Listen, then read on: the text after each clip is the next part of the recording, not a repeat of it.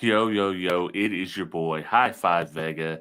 This is Reverse Polarity, and I'm joined by the man who never sleeps, the Sony ES Sultan, the man who owns every Canon lens in existence, Dean Bayette. What's up, Dean? Hey, man. Or should it be like 5-star Dean? Should 5-star always be included in Dean? I mean, I don't mind the 5-star part, but I've come to the conclusion, like, if you'll notice, like, when you see the logo, there's very rarely does it say car audio anymore, because it's like everyone always screws it up. Like, I don't know why it's so hard to go 5-star car stereo. They'll say car audio, like Steve is the funniest. Like, it's like 5-star stereo, and it's like, all right, that works. So it's like anything after 5-star, whatever you want to say is fine with me. It's like, if you want to say 5-star Dean, 5-star Fernando, whatever. I mean, anymore, it's not mine, so what do I care? I mean, and trying to get people to say Smash Force Productions would just seem like you might as well beat yourself over the head with a hammer. You go, Haley. You got to do like Derek. All his names have to be 3 syllables or 3 words. So he was old school stereo. Now he's Williston Audio Labs. You got to have the 3 syllables. See, and I think that's hard. Like when he changed it to Williston Audio Lab, I was like, oh man, you know how many people are gonna screw that up? I mean, I still just call it old school. What you know what's crazy about that is that change, like, honestly helped. Like, we got to have him on to talk about that one time, because that change like skyrocketed. He was at like 70,000 subs when he did that, and then it just went to the moon after that in quick fashion. That's it. I'm changing it to 5-star Audio Labs. There you go. Try. Hey, I mean, it's worth a shot. Maybe I need to do something. although it's your boy High Five Vega, just kind of like in my sleep, I hear it's your boy High Five Vega. I'm like, oh god. Well, see, my daughter, they asked about that and what the yo. And it's like, listen, I've watched way too much MTV Raps when I was a kid. Yeah. So I'm like, I'm everybody you could think of on MTV Raps, Oh, for sure, man. Dude, that was the best show ever. Right. Like, I was like, I honestly remember that, because I was like, this is a TV show? Like, no kidding. This is a TV show. Everyone that's watching now is going, what? I know at least half of the people in here have watched Yo MTV. I would hope so. I think so. We're in the AC/DC. Money talks. Yeah, look what I got here. I know. It's your boy, High Five Vega. It's your boy. High Five Vega Wire. Yeah. For sure, man. So what's been up? What's Dean? I watched the ES video today. Pretty cool stuff. Dude, yes, it was. And I was excited that they let us be part of that. Because to me, that there's certain things that we get to do that I always sit there and go, okay, yeah, we'll do that. I mean, because for us, there's we have 2 different sides. We have the this side, which is consumer based, consumer facing, and then we do a ton of stuff industry. And it's funny because it's like, hey man, you guys want to do this? Yes. What is it? I don't know. Well, why'd you say yes? Because you're going to ask me to do something, so I'm going to say yes. And Fernando just is like over there going, God, what are we doing now? And it's like, I can't say no. I mean, I can't say no. It's like, so Knowledge Fest, I just got another call. So right now we're doing an audio control training. Matthew Palumbo and I are doing an audio control training, demystifying the black box, a look at DSP and just unraveling it and making it something that people should understand. And that was another great Fernando idea, that he likes to feed me these little like half ideas, and then of course I like take him to the nth degree, to the fucking nth degree. And then I'm doing Fernando and I, so I'm doing that. Fernando's doing like a 2.5-hour Spanish class with Ricardo from Monster by Rangel out of Mexico City. He flies in, and they're going to do a whole in Espanol class. And there's a couple other guys that are going to help him with that. That's like Saturday night. And then him and I are doing a half hour each for Kenwood, Exelon. So we're doing a class that there again, Fernando said, hey, this would be kind of cool. And then I was like, oh, man. So then I took it and ran with it. So it's called the Modern Deccan 4, which is basically kind of going over how we don't do radios anymore. Right. We do, a front stage upgrade. So it's explaining to the crowd how to use Kenwood Exelon products to make customers' cars sound better, but leave that radio in the dash. So, we get to do 2 of those. We get to do our class, which is cameras, mics, and lights. Yeah. Oh boy, which is where we're going to talk about. Yeah. Oh man, where we're going to talk about use the cameras we use, the lighting we use, microphones we use, and why we use them. So like, light fall off and microphone fall off. It was funny too, because just before I went on this, I was listening to you guys talk about last night, talking about cameras and stuff like that, and like filming, the old school and the SPL shows and all that stuff. And you guys are, I'm like, I must be superhuman then, because we film fucking everything. Yeah. And we have a blast. You got I'm the worst about capturing audio. I'm or video, audio, whatever it is. I'm just there. I'm hanging out, man. I'm trying to enjoy the experience. I guess it's just because my brain thinks that way now. Yeah. Because I'm like, it's just what we do, Yeah. So then we're doing those classes, and then I find out back in 2019, we were working a deal with Electromedia, which is Otis and Hertz, to do a live show from their booth. And of course, then COVID happened, and we just kind of forgot about it. So I get a call the other day, and they're like, "Hey, man, do you still want to do the show from our booth?" And I'm like, "Fuck." I'm like, "Yeah, of course. We do. We'd love to." So, What is it? Friday night at 6:00, we're going to do a YouTube live show from the Audison booth. So we'll have on a couple other guys. Hopefully we'll get we'll get a couple other guys. So we're going to do a live show then. So that'll be audience participation, which will be fun. And then, God, I know there's more. Oh, and then Saturday they do like an interview show, which I did in Orlando. And so they want me to do that again. So it's like an hour live show on the Knowledge Fest Facebook page, which there again, anyone can watch. Right.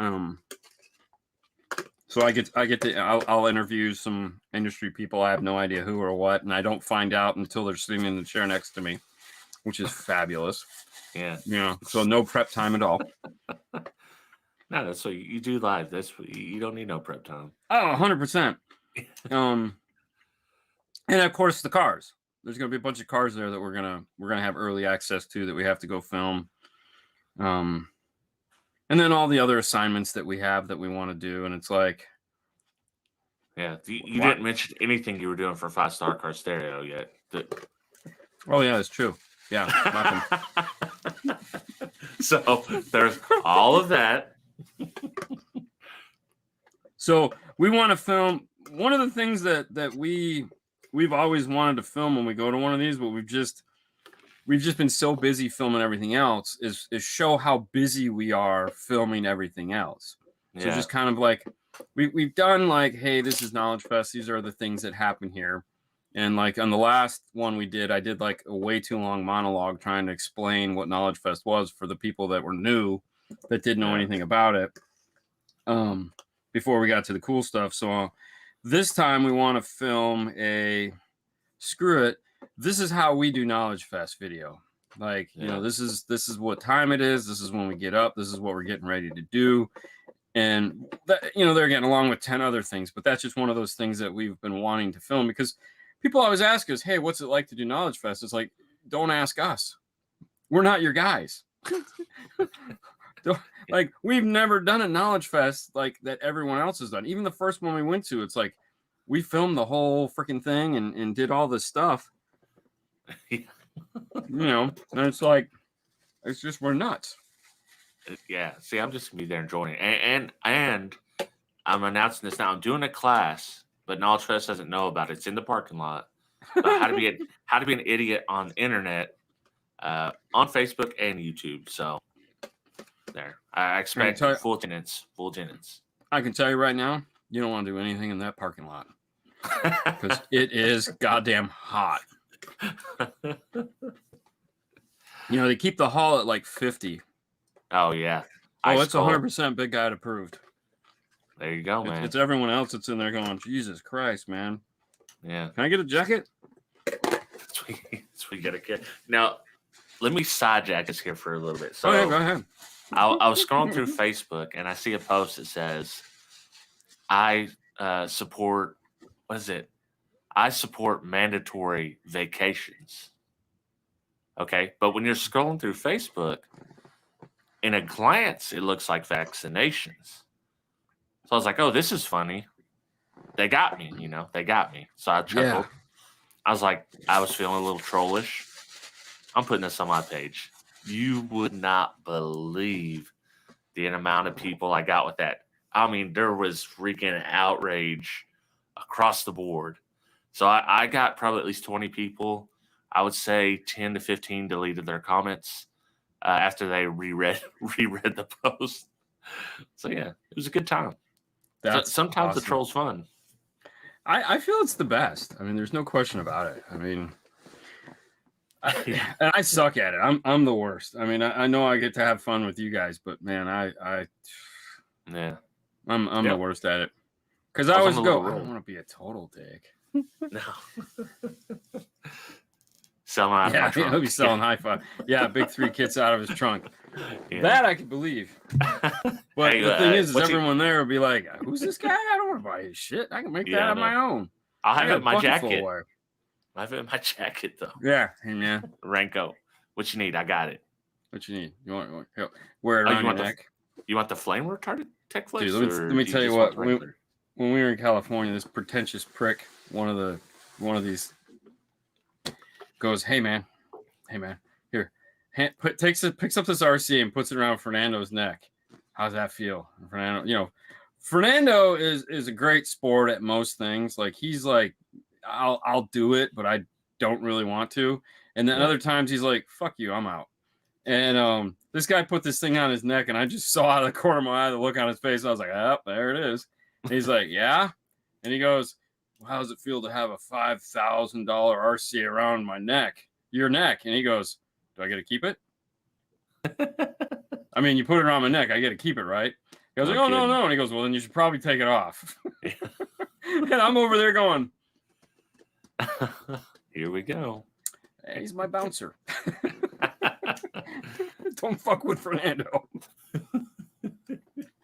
Yeah, I'm very chill until I'm not chill. If you get me to the point, it's like, it's not going to be chill at all. So, well, it's funny, he usually has to talk me down, but it's hilarious when I got to talk him down because it's like, because usually I'm already pissed off and he gets pissed off even further. And then I gotta be like, all right, wait a minute. If he's getting pissed off, we gotta step back right now and figure out what the heck is going on. So, something's went horribly wrong. Something has gone horribly wrong. And then it's like, all right, everyone just breathe. Let's figure this out. Okay, it's not so bad. Yeah. All right, we can all okay. Everything can go back to normal. Let's use our words. Yeah. And it's just funny. Not in the Bay. This is nothing that ever happens in the Bay. This is just like when we're out doing our stupid shit that we do and these things. So we're always so chill. Hang me. You just gotta get it like Jesse James, have it on I was just thinking the same thing, get the Jesse James thing on his hands. Hey, this is why we're a good combo, man. This is why we're a good combo. I did have a poll this time. I actually saw it for once. Oh, damn, you saw the poll? I know. What's going on over here? I have no idea. Let me explain. So I've got Rockford Fosgate, JL, Audio Tron, Kicker all bundled up because they're the big guys. They're the big guys. Yeah, they sell the most stuff. Yep. So they're definitely at top of the heap right now. Yeah. So all right. So then, what modern brands sell car audio right now that you would consider collecting? So just to preface this is obviously what the show is going to be about. Our genius boy Fernando, we were talking about. So I'll tell the story in a minute. Actually, I'll tell the story right now. We'll Yeah, come tell back the to the story poll. now. So when Fernando started working with me, the amplifier of choice was the Alpine V9, PDX V9. Like we sold Alpine PDX V9s to everybody because it's 100 watts by 4, 500 by 1. It's this big, takes a 4-gauge power wire. It's plenty of power to run a really nice set of components, a matching set of coaxials, and 210s, 2 cheap 12s, underseat subwoofers. It could do anything. It was fabulous.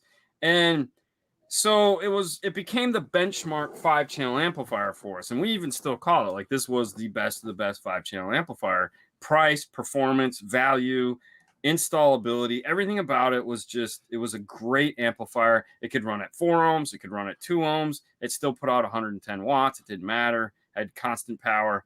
It was just a great amp. Well, he fell in love with the amplifier naturally. And so a customer was like, hey, man, I don't need this anymore. I know how much you like this amplifier. You want it? And of course, Fernando's like, I mean, are you stupid? Of course I fucking want it. Yes, give it to me.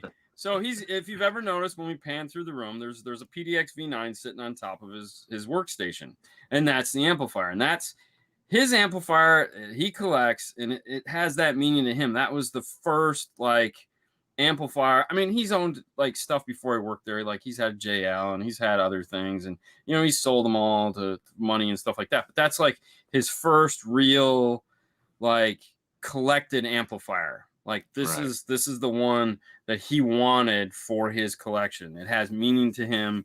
It's like that crossover point when he went from being a busta to being top 50 installer of the year. And that. And so that amplifier, no matter whatever happens to it, that'll be a story that he gets to tell.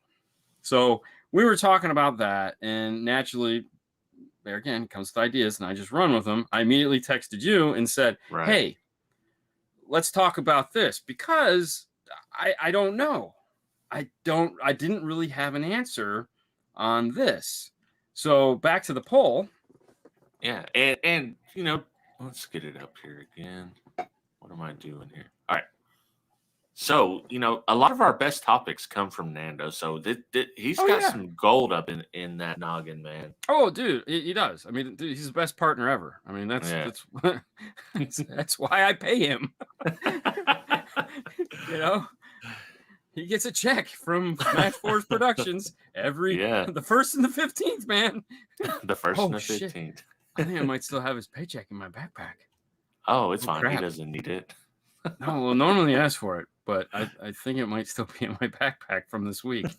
Oh God. Anyways, so yes, Rockford Jail, Audio Control Kicker. Those are definitely the big 4 brands of consumer amplifiers right now, no doubt about it. Moscone, I'm a big fan of their amplifiers. Morel, they only have 3 amplifiers. However, the speakers. You talk about the speakers. Well, the speakers too, but. And there again, I feel it's amplifiers and product. There's no doubt about it, because, True Technologies, linear power. I mean, that's about where I thought it would fall. Right. Me too. But now here's the question. All right, we have comments. Oh, we got lots of comments. Dude, we got lots of comments. Let's go through them. All right, let's go through. I seriously considered selling my old school PPI Soundstream and Orion amps to buy some True Technologies super billet goodness. And there again, I feel that's perfectly reasonable, because why did you collect them in the first place? It's like you collected them because you either A, they had value to you, or you thought they'd have value to someone else. I think that's really the definition of collecting. And value isn't necessarily monetary. It can also be sentimental value. Right. Exactly. My Orion heat sinks, those have sentimental value to me. That was my first really awesome branded car audio that I just absolutely fell in love with. So to have those products, it has that kind of meaning. It's got the kind of meaning that when I die, they'll go into the dumpster. Right. Because no one else gives a shit. Yeah, exactly. That's a lot. And I think, Philip kind of is saying this same thing. He says the top is mostly a joke. So it says a lot about the viewership, None of the modern amps from the big boxes will be collectible. There are older stuff, some is, but so mass produced. There's only a couple brands on here that would be investments, but to each their own. Trash collector trash. And I actually have to disagree with that sentiment. Oh, yeah. Oh, 100%. Because there is plenty of really nice stuff out there. And even value-wise, I would say, versus, sentimental side. Like some stuff will be valuable, like a JLW7 will always be valuable. Yeah. If it's in working condition, good condition, it's always going to hold some sort of value. Yeah. I mean, and what were they? The slash amplifiers, the JL slash amps? Yeah. Like, I mean, those were like, holy crap. Everybody had slash amplifiers. Like, it was like, but they're nowhere now. Like, yeah, they're gone. Sure. They're gone. So, dude, I think, wasn't this the JL/500 like one of the best selling amps of all time? Oh, it was the best selling amp of all time. Actually, it was funny, that and an Alpine. Alpine's 500 watt amps always just dominate. Yeah. I mean, all right, so let's see what we got here before we go too deep into this. I think the DD audio, the really nice high end. You remember the 9907 or 9700 series? Never got into DD audio. So that must have been mostly a Midwest type thing. Well, they're right there in Oklahoma, so right. Yeah. I don't think modern stuff is worth collecting, and that was kind of my thought: is some of this worth collecting or is it not? I love cheap and obscure all the way to exotic. Okay. Yeah. I like them all. My latest buy was an audio control system 90 Model 40. And that's technically old. So that's old school. Okay. In Puerto Rico, it's gotten harder to get good stuff. I would assume so. Yeah. Rockford Fosgate all the way. And there again, like Rockford, I don't really think anyone's going to be wishing they had a first gen Prima amplifier. Yeah, right. I mean, it was crap, but a T2500.1 on the other hand, I mean, I wouldn't kick it out of bed. No, I mean, I would say like all the high-end Rockford amps from back in the day till now are pretty collectible. They have a value to them. Yeah. So you're not going to find a T2500 where those cost like $1,600 new. Something stupid like that. Even used, it's going to cost you $800 bucks. So you're not just going to pick one of those up cheap. No. And so like I have a Zen 9. So for those who don't know what a Zen 9 is, that is the Phoenix Gold. That was the last big stupid amplifier that they made. This was Jeff Smith's attempt to have Amp Global like try to hold on to some of the lineage of Phoenix Gold. So it's basically his amp as far as I'm concerned. Is like the Zen 9 was it. So he got to put his name into the hat of like the lineage of Phoenix Gold. So, and I bought one of those for reasons that I don't want to talk about. And it's numbered. I believe it's number 44. It comes with a, so it's 100% a collector's item. I mean, there's plenty of guys that ran them, but not really, because there's only 100. So it was a very expensive collector's item. It comes in a wood box. It has a license plate that it came with, authenticity papers. It's cool, and it's really expensive. But it was the last of the Phoenix Gold before they decided to turn into the, just like we need to make money. Well, and I think Derek's right. We do love Jeff Smith, and I'm just gonna say it here live. Like Phoenix Gold, you don't deserve Jeff Smith.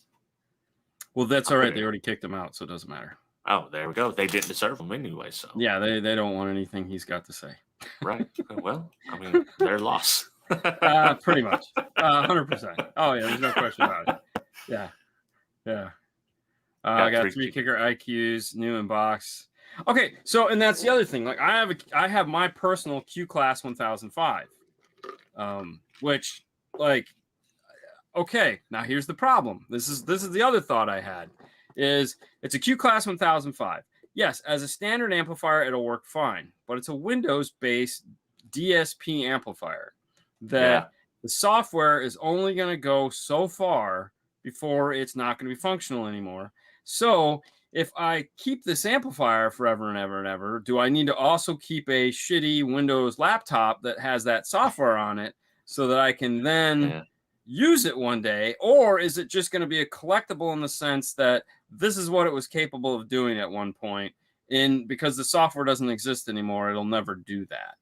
You know, is Yeah. that where that is? Possibly. I mean, you could always virtualize an older Windows build Oh, of for course. something like that, but it's at least on the Q series specifically, it's still AMP.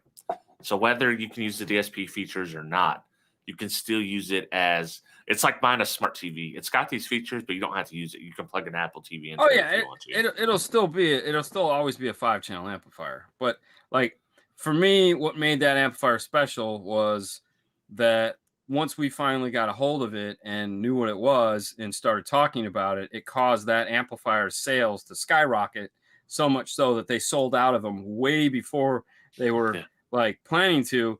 And it was just one of those moments where it was like, yeah, we did that. You know, why didn't you tell us earlier? I mean, like 5-6 years ago, like Right. once the right guy found out about it and we started talking about it, everybody wanted a Q Class 1005, you know, At because end it of was, life. yeah. And then it's like end of life. Yeah. And it's like, Yeah. But like, you know, I mean, Kip, if you're watching, send in the new one straight away when it first comes out. The replacement, whatever it's going to be. there isn't one. Oh no. There isn't one. Not for a Q Class. Oh. All right, we're gonna have to put this. It's gonna have to be done now. No, it's okay. I mean, they're going in a different direction, and rightly so, because right. the Q Class. But a lot of manufacturers do that, which, as a side jag, a lot of manufacturers come out with stuff way before the industry is ready for it. And the Q Class coming out 6 years ago came out at a time when Audison Bit 1 just kind of controlled everything. And they did a really shitty job of explaining to everyone how much better this product was than an Audison. Yeah. And like, hands down, 6 years ago, if they would have sold the Q Class and told people and explained to people what it did, they would be the DSP gods right now. Like they would have set the benchmark for what a DSP was supposed to do, and we would have better DSPs. But because their marketing team, no offense to their marketing team, they don't understand, you know, what complex thought, I guess. I don't know. The common people didn't think of Kicker as a DSP company, even when they had this amp for a long time. Dude, they would look at front, like they would look at the front row. They would look at the front row and be like, "Well, this is their DSP," and I had no idea that this amplifier even existed. Yeah, you know. So I sat in a van. I know we're going down a tangent. I sat in a van, and literally, we were with a bunch of people and we're driving somewhere. And I was like, "Yeah, you know, you guys need to have like distortion detectors built in the amplifier." And I think it was John Mars like, "Yeah, we have those. It's right behind the knob. As you turn it up, the light starts to blink." Really? And he goes, "Yeah, we also have aftershock, which is basically epicenter." Right. I go, "Wait, come again?" He says, "Yeah, it's basically that." And I was like, then we got Q Class, and I'm like, Jesus Christ! I'm like, you guys have all these goddamn features that not one fucking person on the planet knows about, and or is like, yeah. What the fuck? Like I didn't know that until I got the KX amp in my hand. I was like, this has a clip light built into the gain control. Yeah. Like how dope is that? That when I've seen that, it's been there forever. I know. And you're just like, you guys suck. What I'll tell you, the kicker key, I didn't understand exactly, even though Kip had told us about the kicker key on our show on 12V Talk, until I seen your video, I was like, hold up, wait, this thing tunes for you? Right. And that's why we made the video, because it's like, and there again, not like we're anything special. It's just I feel we do really well at bridging between reality and what this thing is capable of doing. Like I feel like that like we can make that jump for people and be like, this is what it does. And I think part of it is just because we go so thoroughly through things so that you get it. Yeah. That it's like, wait a minute. So this does that for, oh my God, really? And it works? Yeah.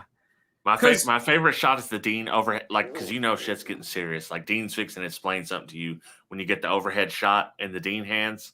Like, you're fixing to learn. You're fixing to learn everything about this product with the Dean cut up hands. Oh yeah. Usually bleeding. Yeah, I mean, I get about a text message a couple a week that are always like the key lock, bro. Yeah. Thank you for making the key lock video. I had no idea how to use this thing. And it's like, and even then, I was like, dude, you guys didn't do this clearly. It's like, it needs to fucking beep and fart and make all kinds of noises when this shit is working. Cause like the. Right. Did it work? I don't know. I might have. The PAC TR12. I had to, like, when I read the instructions on the PAC TR12, I was like, oh no, fuck that. That's still no. And then I seen your video. I was like, okay, now I understand what I need to do. Yeah, oh God, screw that thing. Yeah, I think it could do a lot, but it's very, very complicated. Yeah, and they've already discontinued it, so it doesn't matter. Right. So it's done. Yeah, so, it's done. It's over. Did you ever hear about audio art? Have you messed with audio art back in the day? I remember audio art, but I don't know if I ever did anything with it. It was, if I did, it would have been like a onesie twosie kind of thing. Yeah. So, like around here, it was that really high-end boutique stuff, like the jewelry type of equipment to us. I wonder what that would be like right now, but it was still boutique and it wasn't big. What would you compare that to today? I'm trying to think of a brand that would be like that. So like if you look at like a Voce, okay, or a Gladen or Moscone, like those amplifiers. So like the guy that said all amplifiers now suck. He's an idiot. No offense. You're just an idiot. Because you're clearly living in a bubble that it's like, no. And like Rockford makes a couple amps that are collectible. There's no question about it. But then they make some amplifiers that are definitely not collectible. Like, dude, literally, the Prime amps. Yeah, I mean, that's a commodity amplifier. They make hundreds and thousands of them. And I mean, 20 years from now, somebody's going to find one of those and be like, oh, check it out. Just like when they find some old, like, piece of crap Lanzar or something or other, and you're just like, oh, look what I found at the flea market for $35. Like, that's cool. I get it. That's fun. Yeah. And that's where you're going to find a Prime amplifier and probably a Punch amplifier because there again, I really, they don't really have a loyalty to the Punch line as far as like, that line evolves so fast. Like every 3 or 4 years, we're getting a new version of the amplifier that's better, more awesome, more better, more awesome, more better, more awesome. So it's like you really don't have time to commit to that amplifier. It's like the Power Series, that amplifier line is 15 years old. Right. Okay. It hasn't changed in 15 years. Yeah. Yeah. So it's either again, I'll say, like a BD 1500 or BD 1000, like a BD. Who doesn't know what a BD 1000 is? You know, so you get a T1000 BD or DB, whatever the hell it's called. Like, yeah, I want one of those. Yeah, well, like what Derek said, the one with the VU meters. Well, it's a 2500. And then they had the big 4-channel too with VU. Yeah. Dude, we had one of those when I started 5-star. It's 1004, and I was like, oh man, pretty dope. I really want that. And I was like, how much is that? It's like $900, my cost. And I was like, I don't want it. I don't want it that bad. I've got Canon lenses to buy. 100%. It's like, I want that. But it's like there again, like a kicker key, the original kicker key, 800, 4.8, 1.8, whatever, 180, 180.4. 180.4. They made it for like 2 years and then it was gone. Or actually, they only made it for a year. So that was they didn't make it for that long, and it's gone. It's out of here, done. But that was the original key amplifier. To me, that amplifier will probably have some value. 20 years from now. I mean, it was only a $249 amplifier. 20 years from now, if it's still $200, I think that was a worthwhile. I mean, it's For not like sure. you bought one, didn't unwrap it like an action figure and you know, set it on the shelf like, oh, but you know, 20 years from now, a guy that is really into kicker is going to be like, oh, you know, I never got the original key amplifier, because I feel 20 years from now, it's all going to be key technology. Like that's Right. what they're going to run with. You know, the key lock I have is a prototype. So I have a prototype key lock that doesn't even work anymore because the software is different. So it's literally totally useless, but it's a prototype, you know. For sure. So naturally, I'm going to keep it because, but you know, they make thousands of key locks. So is it going to be worth anything? No, but mine will be because it's a prototype and it doesn't work anymore. You know, you should have saved the computer, man. I mean, you got to save that software. No, it's useless. It's already gone. You know, when you know, and they're like, hey, you might want to save this software. I was like, why? It's because we're not making that. We've already changed it. And I was like, son of a bitch, I just deleted it. Oh well. I will tell you. So the audio art comparison. I'm gonna pitch you this. What would you compare them to, like Ground Zero? Because Ground Zero does some really fancy looking, nice stuff, and I don't know. I think it's kind of comparable. I mean, I broke it, but of course we had. Yeah, I did. And we've been waiting. So we have one of the beautiful Ground Zero amplifiers waiting to go in Fernando's car, the 6-channel uranium. Yeah, and it's gold. It's rose gold. It is gorgeous. And yes, once we get done with it, it's going into my collection because it's beautiful. I mean, it's literally, it's like, it's a beautiful amplifier. Jewelry. Nice gold connected. It is. It's 100% jewelry. It's sexy on the inside, sexy on the outside. It's just a really nice amplifier. And I also have I have 2 T3 amplifiers from Phoenix Gold. So like, or T2s, whatever they were, whatever that last giant amplifier was. Is it the was. black with the bars that look like the M50s? Well, it's got the plexi on it. Okay, so I like the ones that are black that had the copper fins like the old M50s. So this has copper fins and it has black, and it's probably the one you're talking about. Yeah, it also has a piece of glass in the center of it. I think it's it's either a T2 or a T3, like 1200 or 1600.1. I don't know. We have all 3 of them. 2 of them are brand new in the box, and then we have the 6 I just channel Googled it, and everything, the first 6 videos are 5-star related to it. Oh, let me share it real quick. All right, let's see here. This? Yeah, that's it. Yeah, we got those. Nice. I have those brand new in a box. Man, that's pretty killer. Have you listened to these? Did they Never. sound good? No. Never. Oh, there's us holding it. Yeah. Yeah, see, that's what I'm saying. Yeah. Yep, that's it. Look, Dana looks so serious right there. I always try to find like yeah. That's actually the time I spend on those shows. I will scrub through to find the perfect image for like that show. But yeah, so that was, yes, we did do those shows on them, but we never got to finish it. So like on my computer right now is the half the unboxing that we did for those 3 years ago that we never finished. And then the amplifiers got discontinued. And then it was just like, yeah, sorry. And it was like, oh, okay, well, I guess I'll just keep them. Yeah, I mean, why not? So I'm going to show you ones, and they're actually for sale. I might pick one of these up. I kind of want one of them. I like the way they look. No, you don't. Yeah. You don't like the way these look?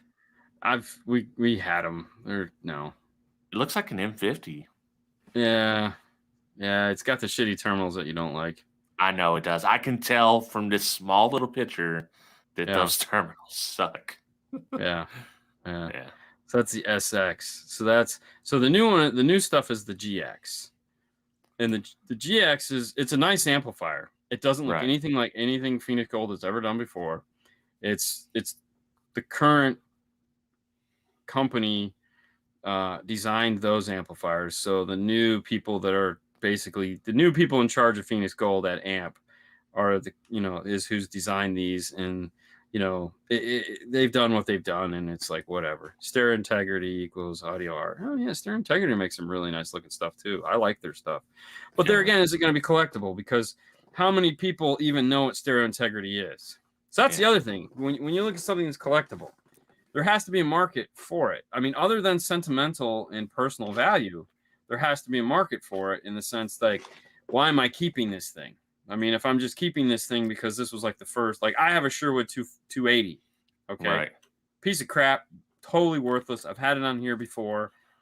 It's just the bane of my existence, but it was my first like big amplifier, at least what I thought was a big amplifier. And technically it's footprint rise. It's bigger than most amplifiers now.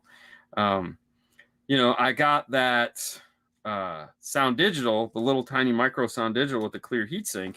Yeah, those are because cool. I always wanted one of those. Like I remembered seeing those in magazines and all that fun stuff, and I had no idea what it was or how to get it because they didn't sell them here. And so, when we worked, or when we started them as a partner, I was like, "Hey, man, I need one of these. How much?" And I paid for it because they're not those guys. They're like, "Oh, it's going to be this much money." I was like, "Yes, fine, whatever. Here's my credit card. Send me You one." remember when Blaupunkt did that with the plastic chassis, the Class T amps, and they were different colors. They weren't that small, but they had the plastic chassis. It was like the first plastic chassis amp I remember. Yeah. But okay, so like now let's move forward to today. So I feel, okay, so like a modern day precision power. Okay. I see no value in that whatsoever. No, like I don't see anyone going out to buy a modern day precision power, Hyphonics, Crunch, any of those late or 80s, 90s brands. I don't think any of those nowadays are collectible for any reason, because and it's not knocking the amplifiers. Right. We're purely talking about the collectibility of the amplifier, because the amplifiers are fine. There's nothing wrong with those amplifiers.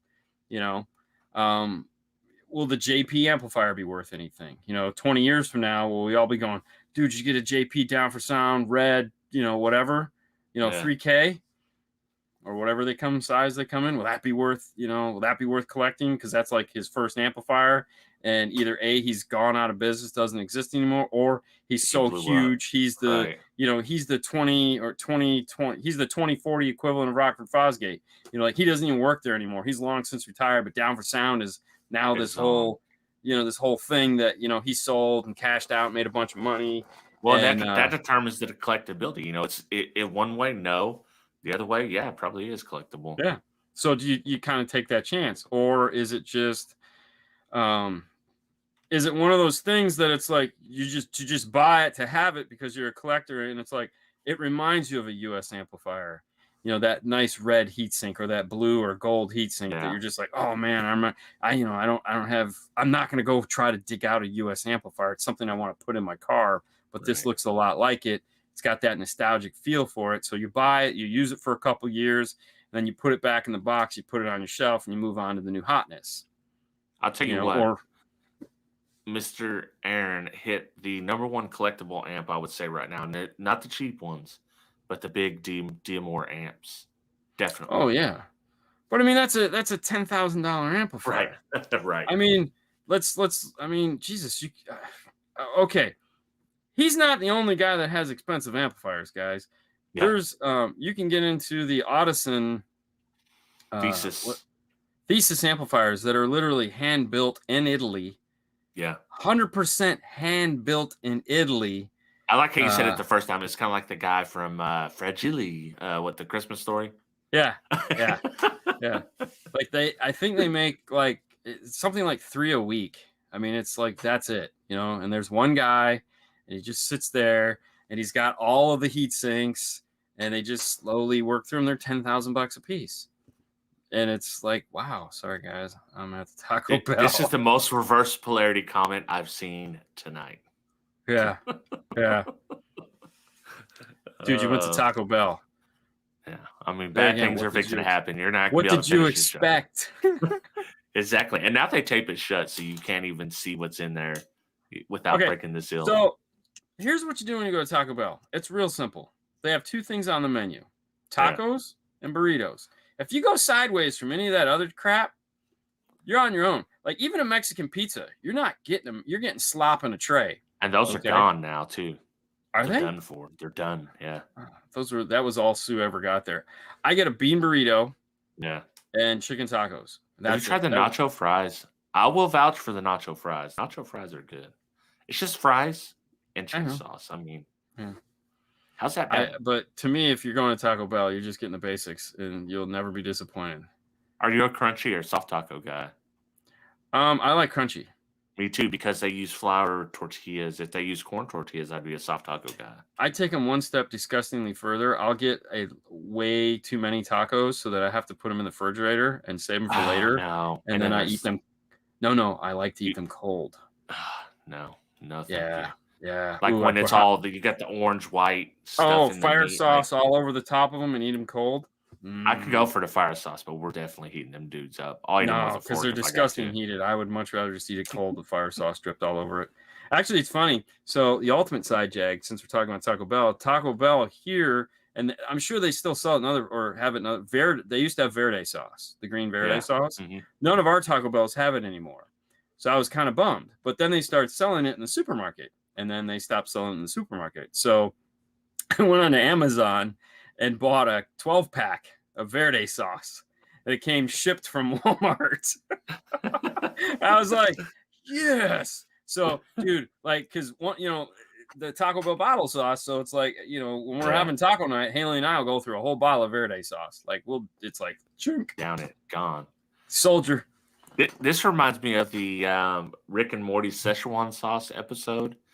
That I was like, you know what? I vaguely remember Szechuan sauce, but now I must try it. So I went on the hunt and tried it, and I was like, yeah, this stuff's not that great. Dean, you're a monster. Well, I mean, we already knew this. I mean,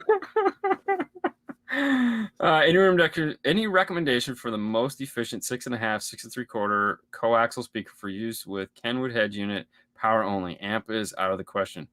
Dude, Kenwood speakers.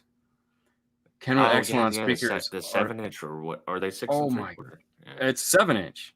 Right. But it comes with a spacer to make it a 6.5 or 6 3/4. But deck power on just the regular Kenwood Excellent speakers is like, yes, by all means. There's no question about it. If you don't want to go Kenwood for some strange reason, I totally understand. But I would also look at the Kicker CS line, which is the gold line. Because if you didn't pay for all that power CS line, holy shit. Yeah, I've got CS in somewhere. Oh, my son's car. Yeah, I mean, personally for me, if I'm to rate them, I'm going Kenwood because I know they're going to sound amazing, and they do. They sound fabulous. But the CS are really nice, like definitely for the price, you can't beat them.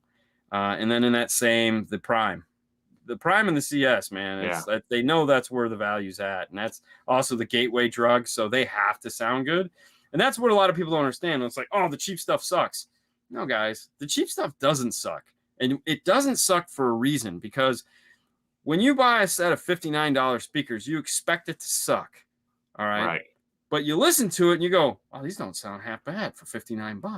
Right. Well, the next time you go to buy a pair of speakers, you're going to look at the next, you know what, for $59, those things sounded pretty good.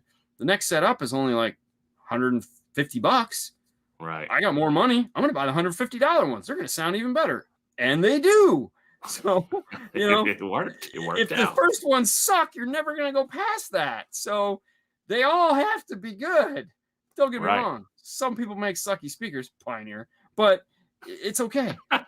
Yeah, they do. Yes, that's the grease I was referring to about. Yes. Yeah. Oh, yeah. The orange. But I can vouch for the Prime series as well. They're actually in the Hyundai now as rear fill speakers, and they're nice. They're nice. Yeah, and the ones that have the ones with the tweeter mounted down where the bullet would be is which for the life of me, I'm having a stupid moment for what that's referred to. Those are really nice. The 4, so they make it in a 6, a 5, and a 4 with that flush mount tweeter. Those are all phenomenal speakers. That's why I got the 6-inch with the flush mount in coincidentally mounted. Yeah, coincidentally. Yeah. It's funny because Audison makes the Prima speakers, and they're the same way. They're Yeah. you know they're down low like that, and it's like when and sometimes you need that type of speaker just because the grill is sitting too close or some crap like Yeah. that. But the off axis on them is phenomenal, and a guy will be like, I really like this idea, and it's like cool. It's like, okay, so we have this set here for $59, or we have this set here for $259. Which one would you like? Right. The $259 one sounds really, really good. Well, sometimes I think that's best. Sometimes, like the mushy middle, no one wants to mess with that. They either want cheap stuff or they want something good. Yeah. Oh, for sure. Yeah. I mean, I don't know anymore. I mean, I just Later, Dennis. bye. Okay, so I have a set of the original Morel Virtus Carbon Nanos, which Ooh, are the thin, the little bitty, yeah. little thin fuckers that are just like Mhm. amazing. They've just updated them. So now it's gone from a stamped steel basket to a cast basket. And I have both sets. I have the coaxials and I have the components. I actually have a three-way set.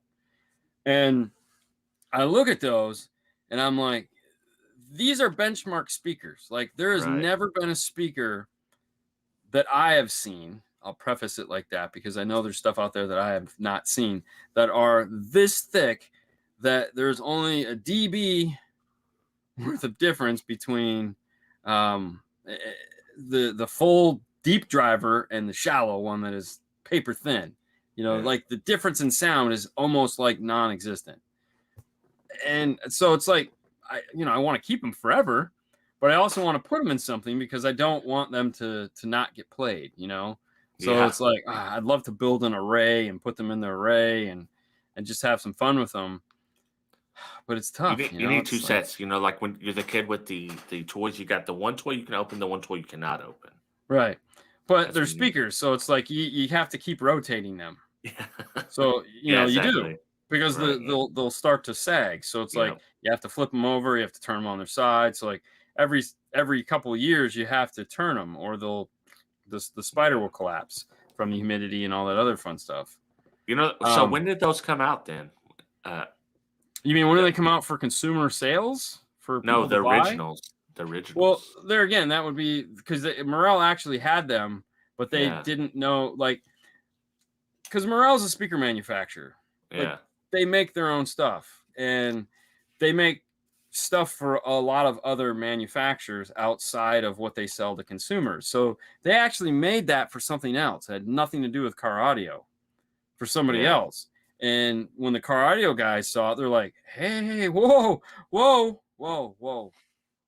the fuck is that? I need it. Oh no, we're getting ready to we made this for somebody, they didn't want it, so we're gonna scrap it. No. Tell us about that. And so I think it's been out for maybe 3 years. But it was almost something that we were never going to get. They were going to throw it away. Oh wow. They were going to throw it away, but again, the car audio guys saw it and they're like, time out. Whoa, stop. Tell us about this fucking thing you have here. And it was like, you want to see the first thin speaker that I seen that reminds me of those? Yeah. You remember these? Infinity Kappa uniplanes. Yeah, that is pretty thin. It's not carbon thin, but it's one of the thinnest ones I ever remember. Kenwood had a go at that where they put the magnet in the front, like Bose does in a lot of their cars. I think we still have a set of those that we keep just because you never know when you're going to need something like that that's affordable. Right. But yeah, because Bose in a lot of the subwoofers and even ARC has their subwoofer where the magnet is on the front and the voice coil is, it's all backwards. I've got a critical mouse sub in my garage. It's like that. Now, why would you keep that? Because it's worth $14,000. Haven't you seen the eBay listings? So, all right. So I feel like before we go, if there was, I'm going to ask you this question: modern amplifier today, something within the last 3 to 5 years, is there an amplifier right now that you, other than the D'Amore, because Yeah. That's just not. We got to be that's a given. realistic here. You know, that you would like to own right now. Like for But just to put it collecting, on the shelf, just to have. Like, I want to own this. I want to possess it. I mean, you're not saying you can't use it, but yeah. you're never going to get rid of it. So I'm going to throw out the Audison thesis because that's another obvious answer. Yes, 100%. It has to be something realistic. Moscone Class A, they have a 300 by 2 at 4 ohm amp. It's like this big. Gigantic. That amp. Okay. What's your pick? What do you got?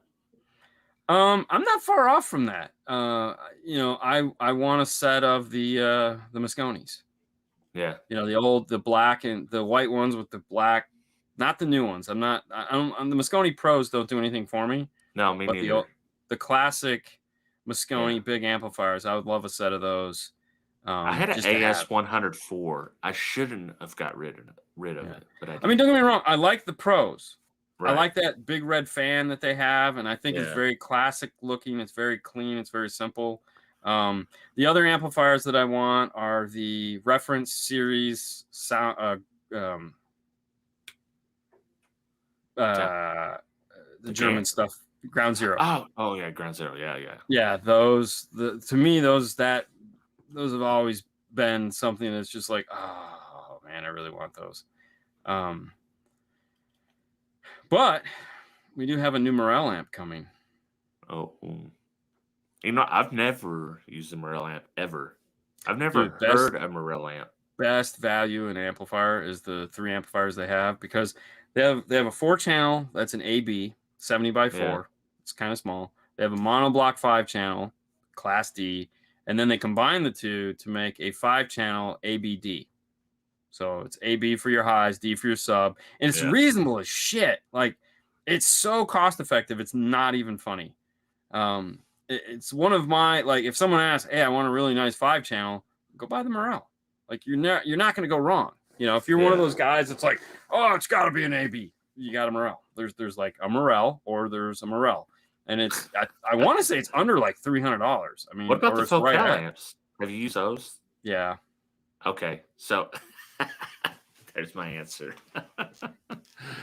But they're nice amplifiers.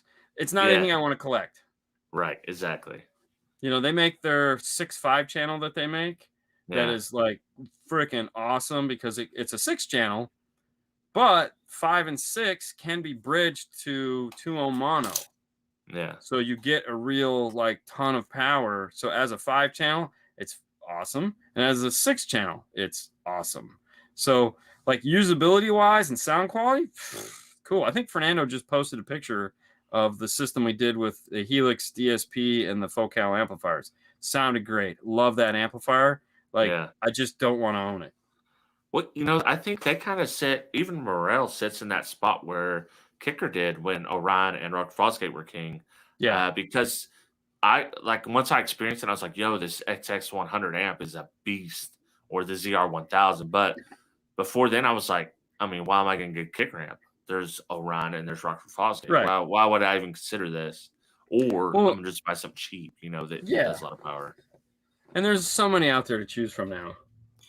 Yeah, there's their car audio now, better dollar, like your dollar goes 100 times further than it did back in the day. You have more choices, more options. You have amps from all around the world. Bazillion amps weren't even a thing back then.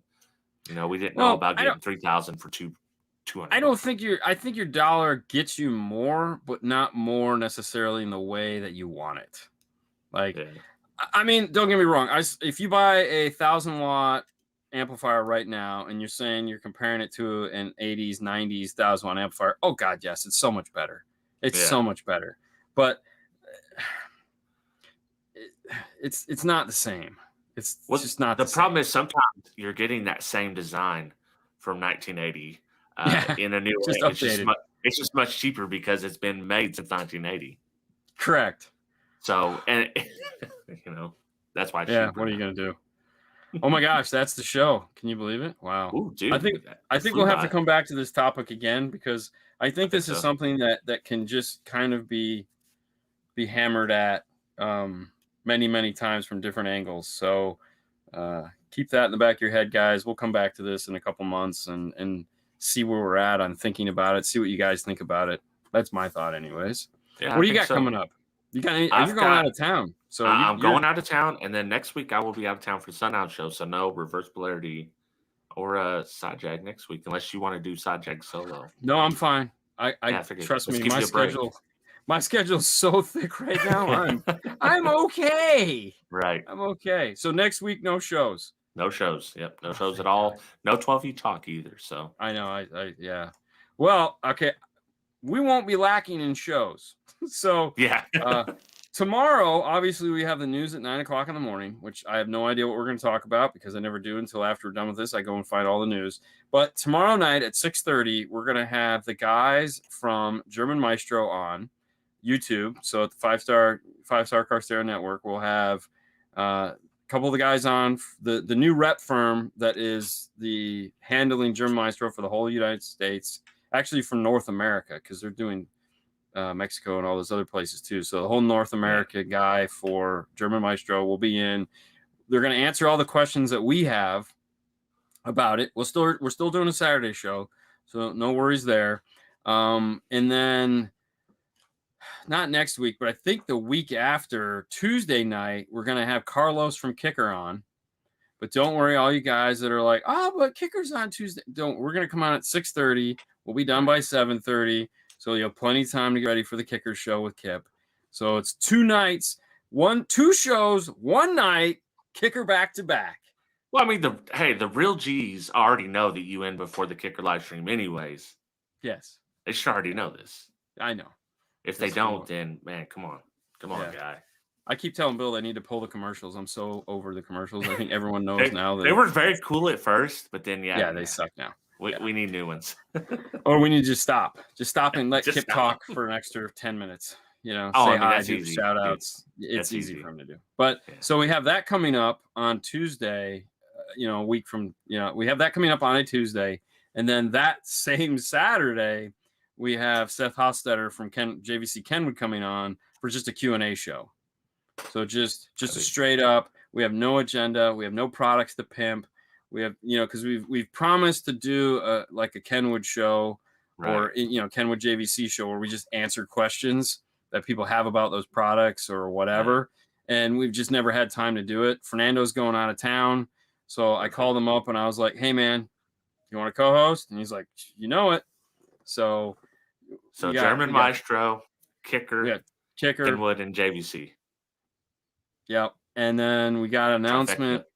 Hopefully we have an announcement coming up middle of the month sometime that I'm really excited to talk about. And then we have, of course, Knowledge Fest coming up, which is straight content for a weekend at the end of the month. Yeah, and I'm going to try to troll as many of those little videos as I can. Just be in the background eating a burger or something. Yeah. And then we have September. September hopefully will be less work for me because I need a break. But we might have something really cool planned for September. We don't know yet. We're working the details out now. You're gonna have something. Someone will be like, "Oh, you're clear on September? Let me schedule something in for you to do." Yeah, pretty much. That's how it works. Yeah. All right, guys. Make sure you head over to Side Jag and a good host. You're just enjoying the show, man. It's like filming it for. It's like this is exactly what happens. I was enjoying. I'm having a good time. Like, yeah, man. Listen. I'm glad that I have two people that work with me or that put up with my nonsense. I mean, because you watch us. I'm answering questions, dropping lower thirds, pulling up web pages. It's like, and Fernando's over there reading questions that I've already answered. Yeah. Dude, I answered that 2 questions ago. Oh, okay. You have one. I'll just be the next Nando. It's fine. But I can't install very well, so or very fast. But anyways, make sure you guys head over to Side Jag next. We're going to talk about Project X, and I have a couple other really cool. One of them is going to be audio related shows that I want to talk about. And I'm just going to tease it. I saw Fast 9, F9. Oh. And I think we need to talk about it. So, yeah, let's talk about it. Yeah, so make sure to tune in. It'll be on 9:45. So in a couple 10 minutes, Couple Be few there, minutes. side jag. Tune in for just think of it as the after party for reverse polarity, where we Yeah, don't it's talk like about what car it is. audio because we don't talk about car audio much here anyway. So No. So, like, what, 2 weeks? We'll see you same bat time? same bat channel.